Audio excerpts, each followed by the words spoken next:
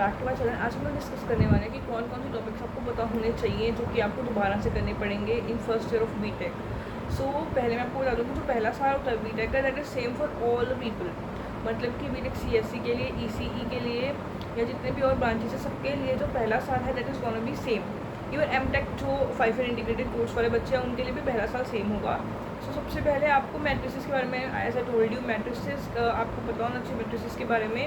मतलब कि बिल्कुल सेम नहीं आएगा, but they are gonna start the basic from there only. मतलब जो आपको मैट्रिसेस होते हैं, इनवर्स मैट्रिक्स निकालना सिखाएंगे, ट्रांसपोज वगैरह निकालना सिखाते हैं, तो वो सब होगा, but it will be like something more into it.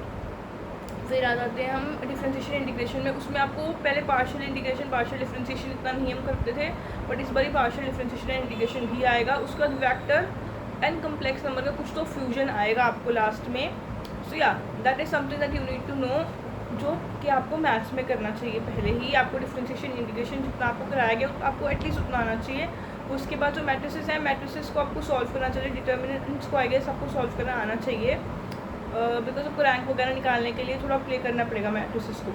उसके बाद हम लोग आ जाते हैं उस पर, जो दूसरा पॉइंट है दैट इज़ कि वेक्टर्स और जो वो है कॉम्प्लेक्स नंबर है, वो अगर आप नहीं भी करते वो चल जाएगा, because it is gonna be something different from what you have done already. उसके बाद हम आ जाते हैं हमारे फिजिक्स पे। फिजिक्स में आपको पूरा कोई चैप्टर नहीं दोबारा आएगा, it is gonna be like in bits and pieces. जैसे मैक्सवेल इक्वेशंस आएंगे, उसके बाद बीच में मतलब there are gonna be like certain things. आप अपना सिलेबस देख सकते हो, तो वो पूरा कोई चैप्टर नहीं आ रहा है कि मैं आपको बता दूँ कि ये चैप्टर पूरा आएगा, ऐसा नहीं है। फिर अगर हम केमिस्ट्री की बात करते हैं, आपको हार्डनेस ऑफ वाटर के बारे में आपको एक बेसिक डेफिनेशन करवाई गई है।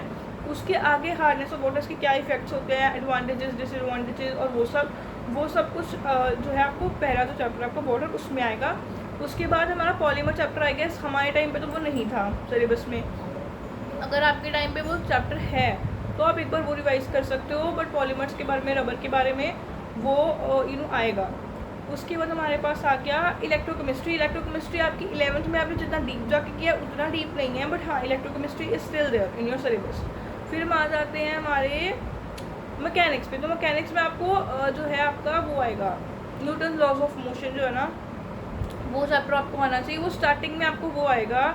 उसके बाद it is gonna change, and उसके बाद आपको ट्रस्ट और वो सब के बारे में करेंगे, that is gonna be something like very knew all together. But पहले आपको न्यूटन लॉ ऑफ मोशन जो है पहला चैप्टर आपका वो होने वाला है, जो आपको थोड़ा समझ में आएगा कि जब gonna start from Newton law of motion. So that's it for the video. And मेरे पास और भी टॉपिक्स हैं, आप लोगों ने और भी चीज़ों के बारे में वीडियोज़ बनाने को बोला है, I will be making them, but I thought कि मैं पहले ये वाला आपको थोड़ा सा बता दूँ। So yeah, thank you very much for watching. Please subscribe to the channel and bye.